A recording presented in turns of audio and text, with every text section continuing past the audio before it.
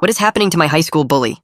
One day, this random freshman tripped in the hallway and dropped all his books, and Jackson kneeled down to help pick them up. Everyone immediately turned to stare at him, because this was the same Jackson who broke my friend's phone for fun and made a girl transfer schools from harassment. And now he was kneeling on the dirty floor, carefully collecting paper. When he gave them back, he actually apologized for things he'd done to the kid last semester.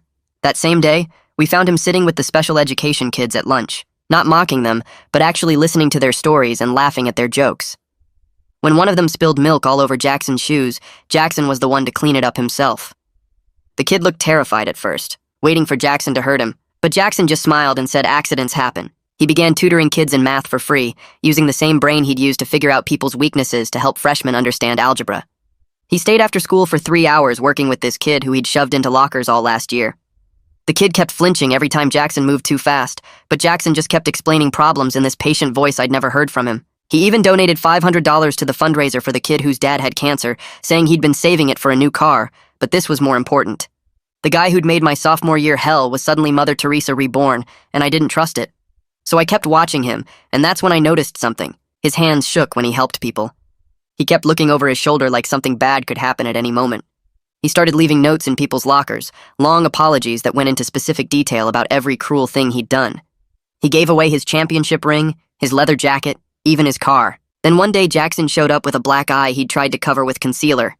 When his coach asked what happened, he said he walked into a door. But during lunch I saw him writing frantically into a journal, and he kept checking his phone, his face going white every time it buzzed. After school I found him in the bathroom crying so hard he couldn't breathe.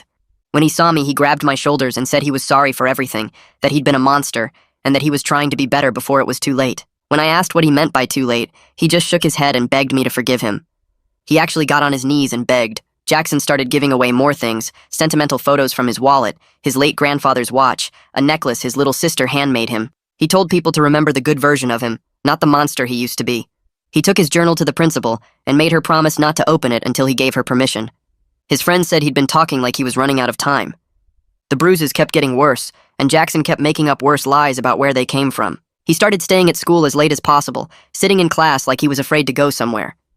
Jackson began telling people he loved them, just randomly saying it to kids he barely knew. He hugged everyone, even people who were terrified of him. These desperate hugs like he was trying to memorize what human contact felt like. He started asking weird questions about forgiveness, if people could really change. His phone would ring during class and he'd look at it and his whole body would go rigid. Teachers would tell him to put it away, but he couldn't. He started missing first period, showing up looking like he'd been crying, but wouldn't tell anyone where he'd been.